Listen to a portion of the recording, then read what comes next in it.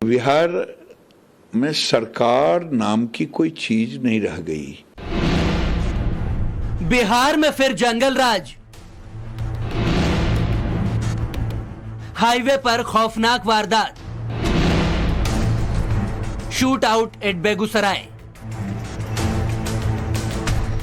बिहार में वो दौर मानो लौट आया है जहां देखो अपराध का बोलबाला है।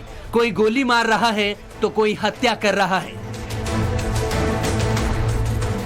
नीतीश के सुशासन के दावों की बेगूसराय के बाइक वाले बंदूकबाजों ने हवा निकाल दी। हाईवे पर खौफ और दहशत ने ऐसी रफ्तार पकड़ी कि हर कोई टेंशन में आ गया। सुशासन बाबू के बदहाल बिहार में बदमाश कितने बेखौफ हैं, वो सरेआम गोली मारने से भी नहीं डरते। बेगूसराय में जंगल राज रिटर्न्स का खौफनाक मंजर दिखा।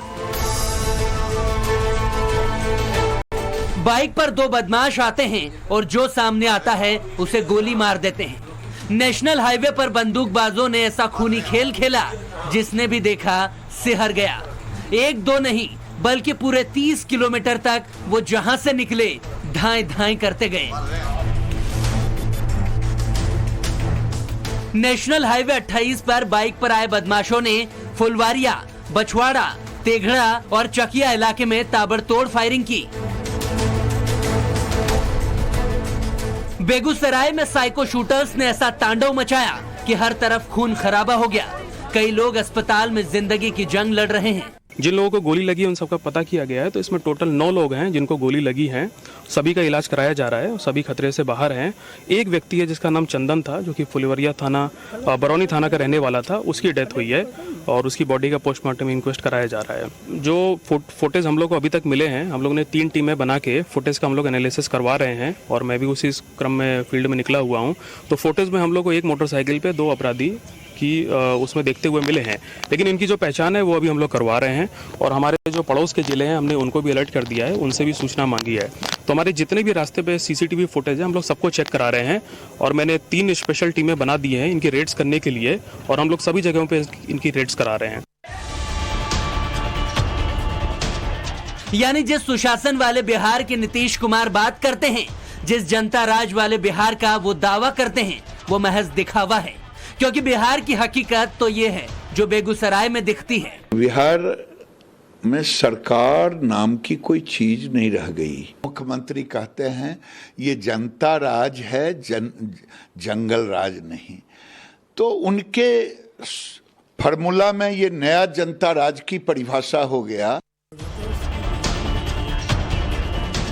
विपक्ष के सरकार पर हमलावर होने की वजह है महागठबंधन की नई सरकार आने के बाद बिहार में बढ़ता क्राइम रेट। बिहार में नीतीश की नई सरकार बनने के बाद से 6 सितंबर को सीवान में अपराधियों ने पुलिस पर फायरिंग की और एक पुलिस वाले की जिसमें मौत हो गई, एक शख्स गंभीर घायल था। 6 सितंबर को ही सीवान में आरजेडी नेता के बेटे ने पुलिस से बदसलूकी की और आरोपी के समर्थन में उसके लोगों ने थाने का घेराव कर दिया। 7 सितंबर को पटना में मामूली विवाद में 2 लोगों का मर्डर कर दिया जाता है। 8 सितंबर को सीवान में महावीर अखाड़ा जुलूस के दौरान पथराव होता है। कई लोग घायल हुए, आरोपियों ने दुकानें तक फूंक दी। 8 सितंबर को ही पटना में नाबालिग की चाकू मारकर हत्या कर दी गई। ये तो महज हालिया वारदात है, इससे कहीं ज्यादा बिहार में इन दिनों घट रहा है।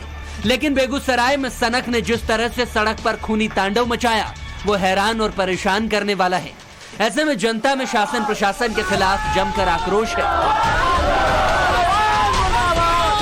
हालांकि जैसे ही शाम के वक्त ये सूचना मिली कि ताबड़तोड़ फायरिंग ने बेगूसराय को दहला दिया है, पुलिस हरकत में आई और सीसीटीवी खंगालने में जुट गई। इस फुटेज को ध्यान से देखिए जिसमें गोली मारने वाले दोनों आरोपी कैद हो गए। जिसके बाद पुलिस ने न सिर्फ बेगूसराय में अलर्ट जारी किया बल्कि आसपास के जिले पटना, समस्तीपुर, खगड़िया, नालंदा और लखीसराय में भी पुलिस को चौकन्ना कर नाकेबंदी कर दी गई।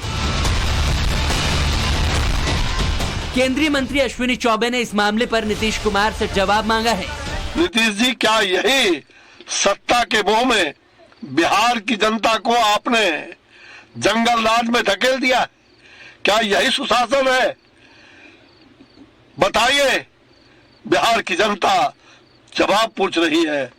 बताइए नीतीश जी, आपको मुख्यमंत्री कि पद से तो इस्तीफा दे देना चाहिए। विपक्ष इस मामले पर लगातार नीतीश सरकार को घेरने में लगा है। बीजेपी तो सीधे सीधे कह रही है, नीतीश जी सिर्फ बैठके नहीं, अब एक्शन लीजिए। लगातार स्थिति बिगड़ती जा रही है।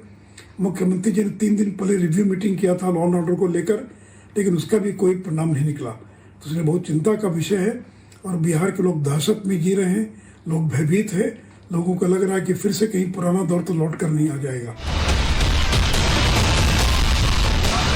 इस हॉरर गोलीकांड में किसी आतंकी एंगल पर सवाल किया गया तो सुनिए पुलिस एसपी ने क्या कहा।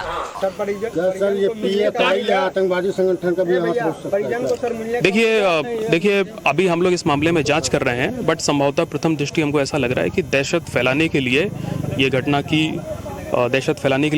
गई है, और किसने की है एग्जैक्टली उसका मकसद क्या था, इस बारे में हम लोग अभी जांच कर रहे हैं और उनको पकड़ने के बाद ही हम बताएं। खुलेआम फायरिंग हुई, बदमाशों का वीडियो सामने आया। वारदात के बाद पुलिस के हाथ पैर फूल गए और फिर शुरू हुआ अपराधियों पर एक्शन। वहीं विपक्ष ने भी इस मुद्दे को लपकने में देर नहीं की, लेकिन सवाल महागठबंधन वाली नीतीश सरकार से ही तो पूछे जाएंगे कि क्या आपका सुशासन और जनता राज लाने का यही दावा था? क्या बिहार में नई सरकार आते ही बदमाशों की बहार आ गई है? साकेत सिंह के साथ bureau report, times now Navbharat.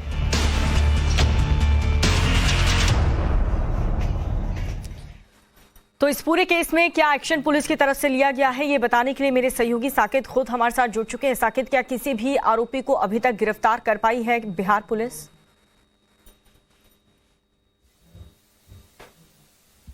देखिए, अब तक कोई भी गिरफ्तारी नहीं हुई है। पुलिस ने कहा है कि 3 टीमें बनाई गई है जो लगातार जो छापेमारी चल रही है। 2 लोगों को जो सीसीटीवी फुटेज के आधार पर जिन 2 लोगों की शिनाख्त की गई है उसकी धरपकड़ जारी है। लेकिन सवाल यह है कि आखिर जिस तरह से ये वारदात घटी है शाम 5 बजे, कल शाम 5 बजे की ये घटना है, और उस समय बाइक पर सवार होकर 2 शख्स जो है वो 30 किलोमीटर तक सफर करता है बेगूसराय जिले में, और जगह जगह पे वो लोगों को गोली मार रहा है, जो राह चलते लोगों को निशाना बना रहा है।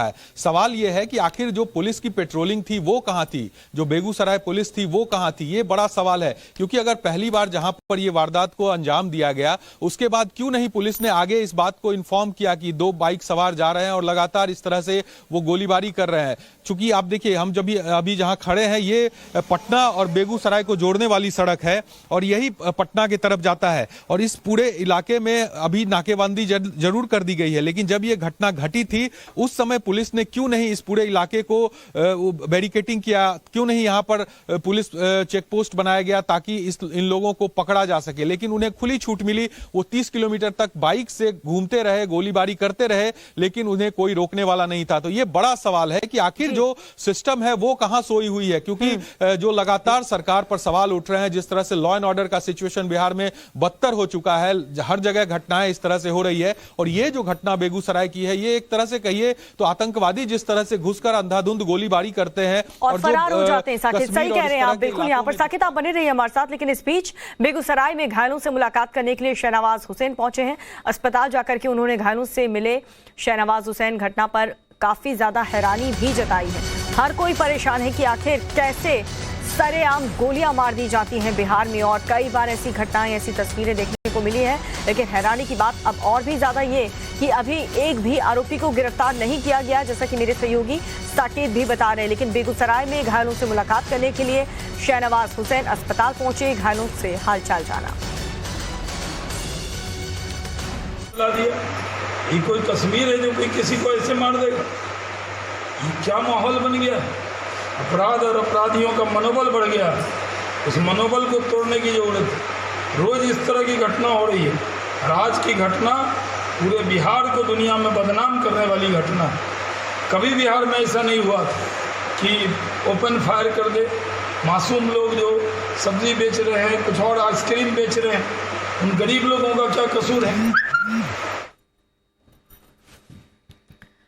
तो जाहिर सी बात है साकेत, जिस तरीके की घटनाएं बिहार में हो रही हैं, बिहार की, प्रदेश की जनता भी अब परेशान है अपनी सुरक्षा को लेकर। और सबसे हैरानी की बात और दुख की बात तो यह है कि आरोपी को अरेस्ट अभी तक पुलिस नहीं कर पाई। अरेस्ट नहीं कर पाएंगे तो दूसरे बदमाशों के हौसले और बुलंद होंगे।